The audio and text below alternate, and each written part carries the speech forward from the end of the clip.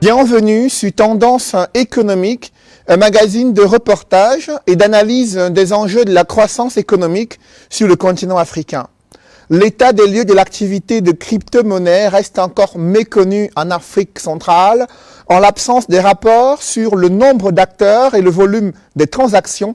Pourtant, au Cameroun, un rapport d'évaluation des risques de blanchiment d'argent fait état des flux financiers illicites de 160 milliards de francs CFA ayant circulé dans le réseau de crypto-monnaies et utilisés par des terroristes. Dès lors, de nombreux pays africains sont réticents à la réglementation du secteur où circulent les crypto-monnaies, mais les Africains, eux, en sont friands. Quelle est la définition de la crypto-monnaie? Quels sont les enjeux d'utilisation de cet instrument d'échange et d'instruments également de paiement? Nous allons en parler dans cette émission réalisée à Bangui avec Émile Parfait-Sim. Émile Parfait, bonsoir. Bonsoir, monsieur Cédric. Merci d'être notre invité dans cette émission. C'est moi qui vous dis merci de m'avoir offert ce plateau. Depuis quelques années en Afrique francophone et dans le monde, l'on parle de crypto-monnaie, de monnaie virtuelle. De quoi il s'agit concrètement?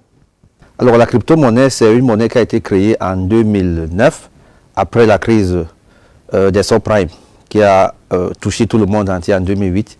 C'était à cette époque-là pour décentraliser le système bancaire et, n'est-ce pas, faciliter les transactions au niveau des transferts. Et cette crypto-monnaie, le Bitcoin, au début, c'est la toute première, a été créée par un certain Satoshi Nakamoto. C'est un pseudonyme. On ne connaît pas réellement la personne qui est derrière cette création. Et, n'est-ce pas, depuis lors de 2009 à nos jours, le Bitcoin a pris des potentialités énormes. Il est passé de 0,001 $ à la création en 2009 à 58 000 $ à l'heure où je vous parle. Donc, c'est une monnaie décentralisée, c'est une monnaie numérique, c'est une monnaie digitale, c'est une monnaie qui repose sur la loi de l'offre et la demande. Et quel est son mécanisme de fonctionnement, Émile Parfait, pour un Camerounais qui souhaite accéder à la crypto-monnaie? Comment ça fonctionne concrètement? Alors, pour un Camerounais qui souhaite accéder à la crypto-monnaie, il faut savoir que le Bitcoin, je veux beaucoup parler du Bitcoin parce que c'est la monnaie mère, c'est une monnaie qui a plusieurs définitions. Certaines personnes l'achètent pour faire des transactions, des transferts. D'autres l'achètent pour faire des investissements parce que c'est en même temps un actif financier. Et en tant qu'actif financier, on l'achète lorsque le prix est bas et on revend lorsqu'il prend de la valeur. Et c'est ça qui fait sa plus-value. Alors pour un Camerounais qui veut acheter, il faut d'abord savoir pour quelle raison il achète. Si c'est pour fructifier ses revenus, bien entendu, il va s'adresser aux professionnels du métier parce que le trading des crypto-monnaies, c'est un métier. Ce n'est pas un jeu au hasard, ce n'est pas la loterie, non. C'est un métier. Cette activité a créé plusieurs autres métiers. Aujourd'hui, vous avez des conseillers en crypto-investissement, vous avez des traders, vous avez des crypto-reporters, vous avez tout un tas de métiers qui ont été créés, des mineurs. Il faut donc s'adresser à ces personnes-là lorsque vous voulez acquérir des crypto-monnaies, et puis ces personnes-là vont identifier votre besoin, soit si c'est pour faire des transactions, c'est-à-dire des transferts, soit c'est pour faire un investissement. On vous dira à quel moment acheter et à quel moment vendre. Alors, Émile Parfait, sur le marché financier d'Afrique centrale, on a vu la COSUMAF qui a interdit de fonctionnement de nombreuses entreprises qui ont laissé croire à leurs clients qu'ils font dans la crypto-monnaie et se sont retrouvés en incapacité pour certaines d'entre elles de rembourser les fonds investis au départ par leurs clients. On a également observé ce rapport fait par les services de renseignement camerounais qui fait état de 160 milliards de francs CFA comme flux illicite utilisé par des terroristes dans les réseaux de crypto-monnaie. Vous qui êtes dans ce secteur, comment expliquer cette floraison de marchés financiers illicites qui profitent de la méconnaissance de leurs clients sur les enjeux et de l'utilisation de la crypto-monnaie? Alors, il faut savoir que dans tout métier, il y a les brebis galeuses. C'est un secteur ouvert à tout le monde, les crypto-monnaies. Mais seulement, il faut apprendre. Il faut connaître les tenants et les aboutissants. Il faut savoir comment ils fonctionnent. ces entreprises qui ont fermé, je ne sais pas exactement si elles faisaient dans des crypto-monnaies, mais nous déplorons parce qu'aujourd'hui, nous sommes en train de travailler, nous sommes en train d'expliquer aux États que c'est un investissement c'est un secteur qui peut rapporter beaucoup à l'Afrique. D'ailleurs, le Nigeria est le 5e pays dans le monde à faire les transactions en crypto-monnaie pendant la crise du Covid. Et donc, c'est un secteur qui rapporte beaucoup. C'est un secteur qui crée beaucoup d'emplois. C'est un secteur qui crée, n'est-ce pas, beaucoup d'espoir à la jeunesse africaine qui en a perdu. Et comme je vous ai dit, il y a des brebis galeuses et il y a certaines personnes... Mais c'est aussi un secteur qui profite aussi aux terroristes, avec ce rapport du Cameroun qui estime qu'il y a 160 milliards de francs CFA qui ont circulé en 2018 dans les réseaux de crypto-monnaies et qui ont profité aux bandes armées séparatistes dans les régions anglophones. Je ne peux pas, n'est-ce pas, bien vous expliquer parce que je ne suis pas terroriste. Moi, j'ai investi dans les crypto-monnaies pour fluctuer mes revenus. Mais notez que chaque innovation a ses limites. Autant Internet aujourd'hui a beaucoup de limites. Regardez ce qui se passe dans les réseaux sociaux. Il y a même des gens qui forment, je crois que j'ai vu encore récemment, tout un gouvernement formé au Cameroun dans les réseaux sociaux. Il y a des gens qui sont élus présidents de la République dans les réseaux sociaux. Il y a des gens qui sont ministres, médecins. Tout secteur a des limites. Voilà pourquoi nous on appelle les États de l'Afrique centrale, l'Afrique francophone en général, parce que même l'Afrique de l'Ouest, y compris, à trouver un cadre réglementaire. Avec le cadre réglementaire, comme ça se fait dans d'autres pays, n'est-ce pas, on pourra limiter beaucoup de choses. Par exemple, à Dubaï, nous avons une entreprise à Dubaï, Sim13 Commercial Broker, qui a une licence d'exploitation des crypto-monnaies à Dubaï. Si vous achetez les crypto-monnaies ailleurs, ou alors si vous faites payer ailleurs par une tierce personne, n'ayant pas le reçu de ces entreprises-là, l'État vous frappe. On considère que vous avez soit arnaqué, soit volé, je ne sais pas. Pour acheter les crypto-monnaies à Dubaï, il faut aller dans l'entreprise X ou Y. Et nous en faisons partie. C'est la même chose qu'on doit faire en Afrique francophone. Au Cameroun, tout le monde devrait savoir que désormais, si je veux acheter les crypto-monnaies, je dois me diriger dans telle entreprise.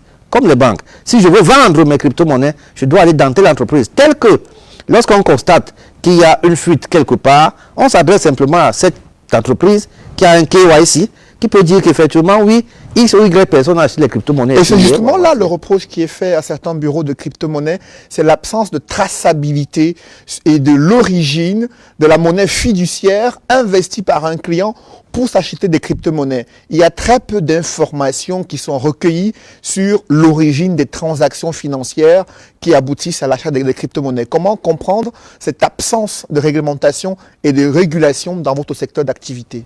Alors, je crois que nous, s'il faut parler de nous, Global Investment Trading, nous sommes une entreprise bien établie. C'est une société anonyme à responsabilité. Une société anonyme, oui, avec conseil d'administration. Nous travaillons avec des banques. Si vous voulez acheter une crypto-monnaie chez nous, ou vous voulez faire un investissement chez nous, bien entendu, vous partez déposer l'argent dans la banque. Une entreprise qui vend les crypto-monnaies n'est pas une banque. Elles n'ont pas une microfinance. Ça veut dire que lorsque vous voulez acheter, vous déposez l'argent à la banque. C'est la banque qui doit se charger, n'est-ce pas, de vous demander l'origine de vos fonds. Ce n'est pas à nous. Nous, on n'en sait rien. Nous n'avons pas qualité de demander l'origine des fonds. Lorsque je vais acheter les crypto-monnaies dans Binance, parce que moi, la plateforme dans laquelle je traite, c'est Binance, je fais un virement bancaire de mon compte pour le compte de Binance. Maintenant, Binance estime que la banque, en amont, a fait ce travail au préalable, c'est-à-dire ce travail de source de revenus, de provenance de ces revenus, pour que Binance puisse me livrer les crypto-monnaies. Mais Binance, en aucun cas, n'a pas qualité de me demander d'où vient mon argent, parce que cet argent vient déjà d'une banque qui a fait ce premier travail. C'est la même chose que nous faisons au Cameroun, c'est la même chose que nous faisons à Dubaï, c'est la même chose que nous faisons dans tous les pays où nous sommes établis. Mais il y a une question de garantie qui se pose. Comment est-ce qu'un client qui souhaite, un Camerounais lambda ou un Africain qui souhaite s'intéresser à la crypto-monnaie, quelle est la garantie qu'il n'est pas en train de se faire anarquer sur le moyen ou long terme? Alors, il faudrait simplement que ce Camerounais, n'est-ce pas, se rapproche de l'entreprise qui est en train de lui vendre, n'est-ce pas, ces crypto-monnaies, ou alors qui est en train de lui proposer ce moyen d'investissement. Nous avons 3 sièges au Cameroun, bien que la note du ministre nous a demandé dernièrement d'arrêter d'abord nos activités. Nous fonctionnons actuellement sur Internet parce que la plateforme existe depuis très longtemps et pas seulement au Cameroun. Et donc, l'investisseur doit lui-même faire un travail préalable. Rapprochez-vous de cette entreprise, n'est-ce pas, prenez tous les renseignements nécessaires sur l'existence même réelle de cette entreprise avant de vous lancer. C'est la même chose, hein, lorsque je veux acheter de l'or, rapprochez-vous de l'entreprise qui vend de l'or. Mais quand le ministre des Finances sort une note où il cite des entreprises qui, selon lui, évoluent en marge de la réglementation, et dont vous faites partie des entreprises citées, quelle démarche vous faites pour montrer la transparence et la crédibilité de votre structure? En continuant à évoluer sur Internet, est-ce que vous ne mettez pas en marge la réglementation faite par le gouvernement camerounais? Alors, il faut noter que au mois de février 2020, c'est nous, Global Investment Holdings, que nous sommes rapprochés de la commission de surveillance du marché financier pour leur dire qu'il y a une telle activité qui existe sur Internet. Il y a une telle activité qui peut rapporter beaucoup d'argent en Afrique, à la jeunesse africaine et centrafricaine, c'est-à-dire l'Afrique centrale. Nous avons déposé un dossier de demande de réglementation, d'agrément. Mais sauf que, comme je vous le disais tout à l'heure, les crypto-monnaies ne sont pas encore reconnues en Afrique francophone. Dans plusieurs pays au monde même, ce n'est pas seulement une histoire de l'Afrique, dans plusieurs pays. Et donc, il était question que la COJUMAF et même le ministère des Finances s'assoient, que ces deux institutions s'asseyent et trouvent un cadre réglementaire. On ne peut pas réglementer ce qui n'existe pas. Même la loi dit que la réglementation précède l'activité. Il faut qu'il y ait une activité qui existe d'abord. C'est à partir de cette existence qu'on peut sortir une réglementation. C'est comme les mobile money sont venus en Afrique, particulièrement au Cameroun. Il a fallu 3 ou 4 ans pour qu'on trouve un cadre réglementaire pour les mobile money. Si quelque chose n'existe pas, comment est-ce que vous allez la réglementer? Ce n'est pas possible. Mais Émile Parfait, il y a une réaction à travers le monde. Le système financier traditionnel est réticent à l'existence de la crypto-monnaie. On a suivi plusieurs banquiers et économistes de renommée internationale qui émettent des réserves sur la crypto-monnaie comme une monnaie refuge et comme une opportunité d'investissement sur le long terme. Comment vous réagissez? Je dirais simplement que nous sommes au XXIe siècle. Autant la communication a avancé, souvenez-vous qu'il y a 20 ans, WhatsApp n'existait pas. Même l'adresse mail n'existait pas. Pour envoyer une lettre à votre frère en Europe, il fallait passer par la poste, attendre 3 mois pour qu'il reçoive la lettre et 3 mois pour qu'il donne la réponse. Aujourd'hui, la communication a beaucoup avancé. Aujourd'hui, avec WhatsApp, je peux faire une conférence au moins dans 50 pays au monde, avec Zoom, etc. C'est la même chose avec la finance.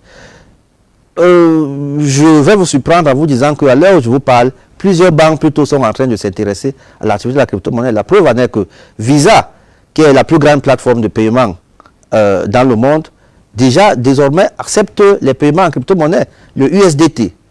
C'est le dollar numérique, le USDT. PayPal, aujourd'hui, c'est la plus grande plateforme de paiement mobile en ligne sur Internet, accepte déjà les crypto-monnaies.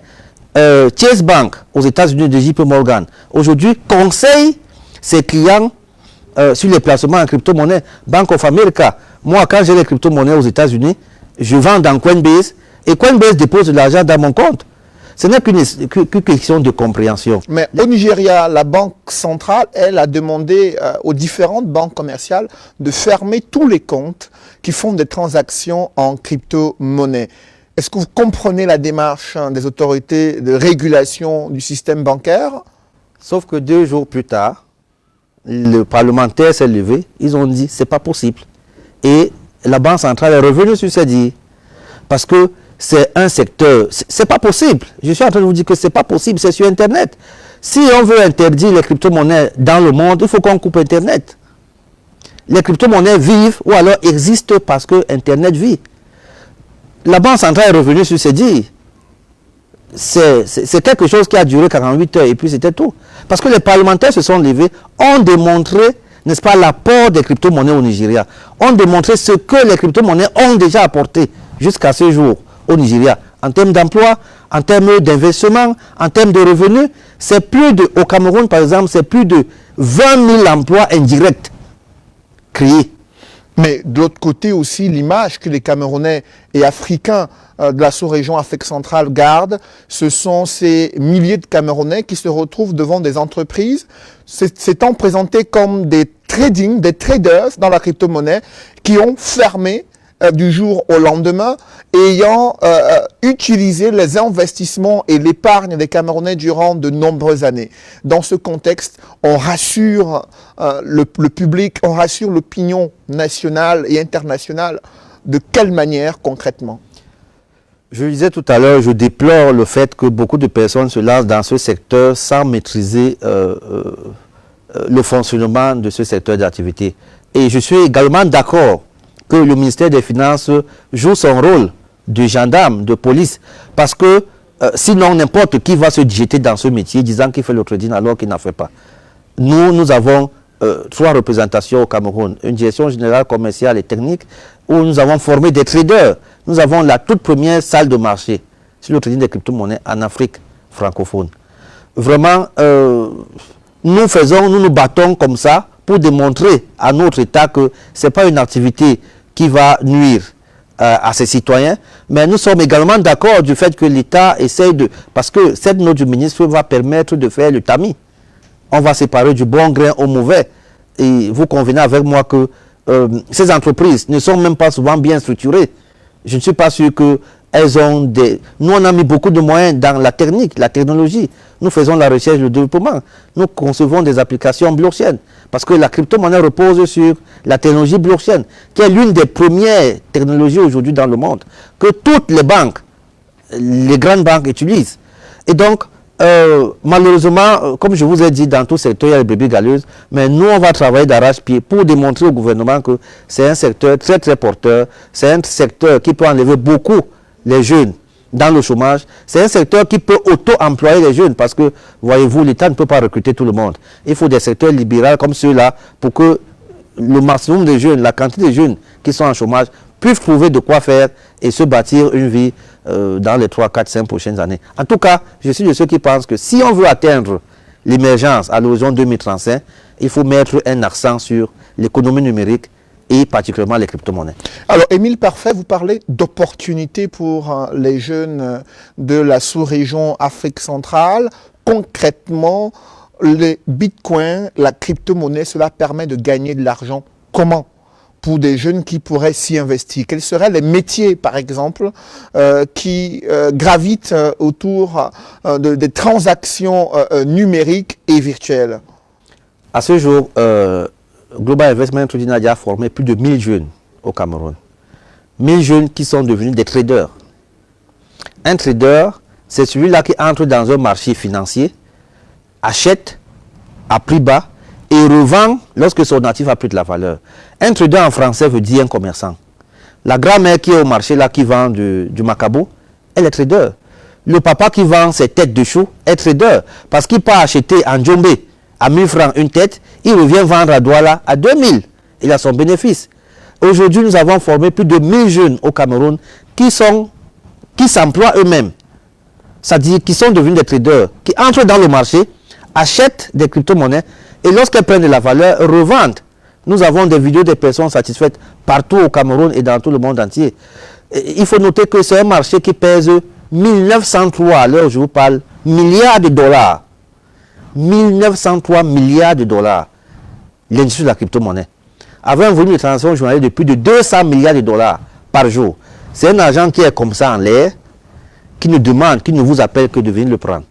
Vous entrez dans un marché où il y a plus de 1 million de traders dans tout le monde entier. Ce n'est pas l'argent du Camerounais, ce n'est pas l'argent du Nigérian, ce n'est pas l'argent du Centrafricain, ou encore moins l'argent du Français. C'est l'argent de tout le monde qui est placé là. Maintenant, celui qui connaît mieux, c'est comme dans le football, c'est celui qui connaît mieux jouer, qui gagne le match. C'est celui qui connaît très bien trader, qui sait à quel moment acheter. Bien entendu, qui a appris. Parce que pour acheter une crypto-monnaie, il faut passer par plusieurs analyses. Nous avons l'analyse fondamentale qui vous permet de connaître la qualité de la crypto-monnaie, quelle est sa valeur ajoutée. Parce que c'est un marché qui compte plus de 8500 crypto-monnaies en bourse. Il faut connaître pourquoi acheter cette crypto-monnaie. Déjà, pourquoi elle a été créée. Et après, faire l'analyse technique, à quel moment l'acheter et à quel moment la vendre. Nous, aujourd'hui, à Global Investment Trading, nous sommes l'une des premières entreprises en Afrique à avoir créé une crypto-monnaie, le Simcoin, coté en bourse. Si vous partez dans CoinMarketCap, c'est la bourse des crypto-monnaies, tapez Simcoin Swap, vous allez voir notre crypto-monnaie. Elle vaut en ce moment environ 1,21 $. Elle est entrée en bourse le 5 janvier 2021 à 1 $. elle est montée jusqu'à 3 $, elle a rechuté à 0,8 et maintenant elle a 1,21. C'est la loi de l'offre et la demande. Et justement, ces fluctuations-là observées sur la valeur des différentes crypto-monnaies, est-ce que cela ne risque pas d'être un point faible de l'investissement dans ce secteur? Je dirais que c'est même le point fort. Parce que s'il n'y a pas fluctuation et il n'y a pas business, on ne peut pas trader le franc CFA. Il ne fluctue pas. Il est 1 franc aujourd'hui, 1 franc même après 100 ans, il ne fluctue pas. Le business existe lorsque justement il y a fluctuation. Quand il y a fluctuation, on achète bas et on revend quand ça prend la valeur. Si aujourd'hui le Bitcoin ne fluctue plus, moi je vais changer de métier. Je ne serai plus trader parce qu'il ne va plus me rapporter. Alors comment vous faites, Émile Parfait, pour quitter du Bitcoin à une matérialisation de cet argent pour l'investir dans le monde réel où nous sommes? Effectivement, parce que je considère le Bitcoin comme un investissement et non comme une valeur refuge et non comme autre chose. Un investissement, c'est quoi? C'est que lorsque vous avez investi, vous avez eu du bénéfice, vous diversifiez. C'est ça qui nous a permis d'investir aujourd'hui dans l'agriculture, dans l'élevage, dans l'immobilier, dans le transport aérien, dans plusieurs autres secteurs. Parce qu'une entreprise, parce que je vais dire que le risque zéro n'existe pas en affaires, n'est-ce pas? Mais pour ramener votre risque à zéro, il faut diversifier. Je n'investis pas dans la crypto-monnaie au point où lorsqu'elle monte, je continue à les regarder. Non, je dois vendre, prendre la plus-value et investir dans d'autres secteurs pour également continuer à créer et les emplois et d'autres activités. Nous avons une très grande ferme à Kribi qui produit plus de 25 000 poussins d'un jour. Par mois, autant pour moi, c'est une couveuse. Nous avons une closerie. Je produis plus de 3 tonnes de poissons, les silures, par mois. À Kribi, j'ai des porcs. Je suis en train de construire l'une des plus grosses porcheries en Afrique centrale qui va produire plus de 5 000 porcs par an au Cameroun. Vous voyez, tout ça, ce sont les bénéfices que nous sommes faits dans les crypto-monnaies. Alors, dans les jours à venir, oui, Émile Parfait, pour le moment, le gouvernement camerounais a interdit le fonctionnement des entreprises qui font dans le trading des crypto-monnaies. La COSUMAF n'a pas encore opéré en matière de réglementation de ce secteur d'activité. Qu'attendez-vous de ces différentes autorités? Alors, ce que nous attendons aujourd'hui, c'est que le ministère des Finances essaye de voir dans quelle mesure, n'est-ce pas, il va accorder, par exemple, des autorisations provisoires en attendant de trouver, n'est-ce pas, un cadre réglementaire. Je suis d'accord que ça ne va pas venir du jour au lendemain, mais il peut accorder des autorisations provisoires aux entreprises sérieuses, bien entendu, après avoir, n'est-ce pas, investigué dans ces entreprises-là et voir où il y a la faille et voir en tout cas, il peut poser certaines conditions, telles que si X ou Y entreprise respecte ces conditions, en fonction de l'évaluation qu'ils auront fait, ils sont des experts. Le ministère des Finances, c'est quand même la finance, ils sont des experts de tous bords. Et ils peuvent évaluer une entreprise, voir si elle peut tenir à court, à moyen ou à long terme, afin de délivrer, par exemple, des autorisations provisoires en attendant de sortir un cadre réglementaire. La COSUMAF, quant à eux, ils sont en train de travailler là-dessus, voir dans quelle mesure, à court terme, ils vont, n'est-ce pas, créer ce cadre pour qu'on ne tue pas ce poussin qui est encore dans l'œuf. Sinon, c'est beaucoup d'emplois qui vont finir comme ça. C'est beaucoup de personnes. Je ne sais pas, mais je dis, notre activité aujourd'hui au Cameroun a créé plus de 20 000, je dis bien plus de 20 000 emplois indirects au Cameroun et plus de 100 emplois directs jusqu'à l'heure actuelle. Je dis bien plus. Merci, Émile Parfait Sim. Je précise que vous êtes un spécialiste en matière de crypto-monnaie. Vous avez également une structure que vous avez mis en place au Cameroun pour faire du trading dans la crypto-monnaie et vous avez été mis en demeure par le ministère des Finances. Vous l'avez dit, vous attendez de l'assouplissement de la part des autorités en charge de la régulation du système bancaire en Afrique centrale. Mesdames, Messieurs, c'est la fin de cette émission. Merci de l'avoir suivi. Rendez-vous dans une semaine pour une nouvelle édition de Tendance économique.